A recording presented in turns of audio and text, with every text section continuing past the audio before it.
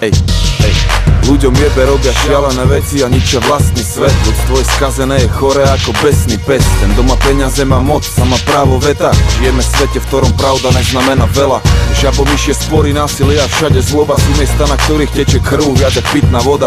Spodných 90% a horných 10. Taká je naša doba, spravodlivosť miesto nemá. Tak veľa ľudí stava hradby, ale málo kto mosty. Asi preto je ťažké veriť, že nejsú sprostí. Nosia masky a klamu sami seba. Ľuďom jebe, nelen tu, ale na celom svete. Ľudia sú chamtiví, zlomyselní a závislí, svoje chyby nevidia nikdy, radi súdia iných. Keď ide o peniaze, vtedy zase vidia iba seba. A vtedy česť neznamená veľa. Zdá sa to len mne, alebo aj tebe. Niekedy mám pocit, že ľuďom jebe. Je to fakt, niekedy sa pýtam, kam to celé speje.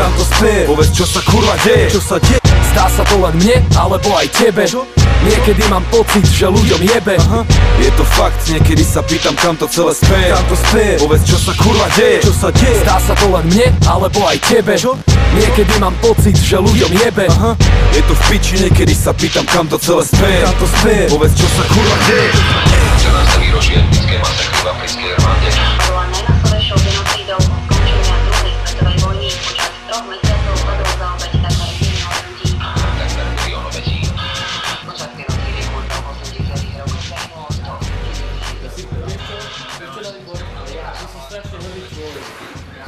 Hej, si hrdý na seba. Ja viem, že sa zavri zvonka, ale to by som v živote nezrobil tebe, čo ste zrobili vy traja mne. No, prepáč. Zavri zvonka. Nie, prepáč, nemá sa mi Zavri zvonka, zima sem ide.